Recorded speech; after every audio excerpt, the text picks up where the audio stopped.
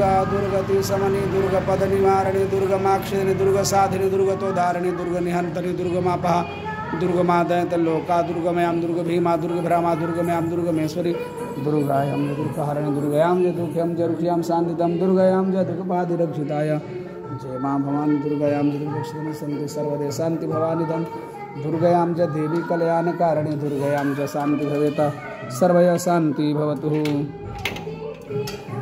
आज 7वां अध्याय का कार्य है। जो कार्य में हम लोग मंदिर में कार्य करेंगे, माँ भगवती के आधार से कार्य से किया जाता है। ब्रह्मा से वरदान पा करके रक्त बीज नाम का दानव रक्त तथा बीज था, जो कि जिसका सिर काटने के बाद भी ये सिर पृथ्वी पर गिरेगा और फिर उड़ करके आपस में मिल जाएगा। त्राही त्राही करने लगा। युद्ध क्षेत्र में शुभ निशुभ का भेजा हुआ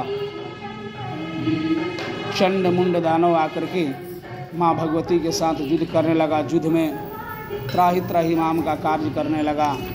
उस समय हर तरह का रण कार्य करने लगा।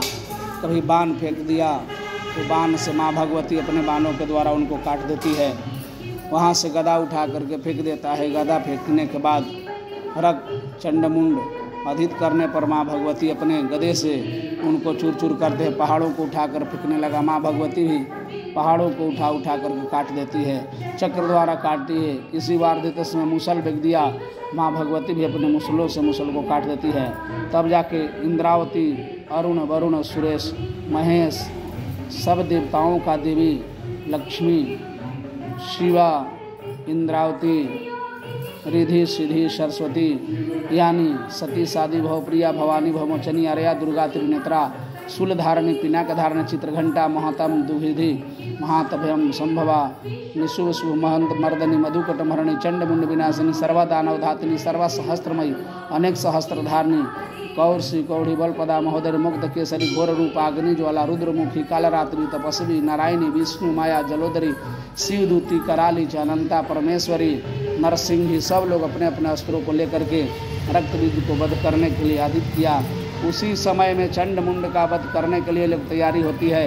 रक्त बीज के ब्लड अधिक करने से जब ही मूड़ी को कटती है और उसको सर कटने के बाद भी आकर के जुट जाता है। सब लोग त्राही त्राही होकर के आशीष करने लगे। फिर उसके बाद में माँ भगवती अंबिका पुकारती है, हे काली के आप वरदान दी हो, इस समय आने पर हम आकर के आपका सहायता करेंगे। तो आइए और आकर के युद्ध क्षेत्र में इस दुष्ट को वध कीजिए। उसी समय माँ भगवती जो पार्वती जी हिमालय में थी, वही काली के रूप थी। वही कार्य को देख करके और वहाँ पर महाकाली आती है। चतुर्भुज में एक में खड़ग त्रिशूल लेकर के और अपने मुंडमाले को पहन करके चर्मधर शीश में भयावन रूप को लेकर के आती है माँ भगवती। चंड का मुंड और केशों को पकड़ करके और अच्छा कार्य करने के लिए वहाँ से केश को पकड़ करके मुंडी को काट देती है।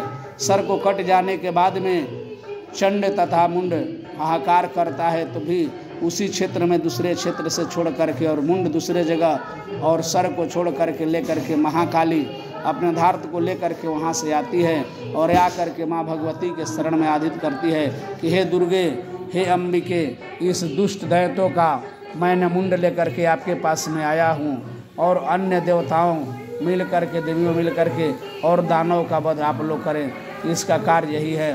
तब ये बात को सुन करके माँ अंबिका भवानी भोले अधित करने वाला और वहाँ कहती है कि हे देवी चंडिका, तुम चंड का मुंड लेकर के आई हो, इसी कारण से आज से संसार में तुम्हारा नाम चंडिका रहेगा। चंडी देवी के नाम से तुम्हारा प्रचलित होगा।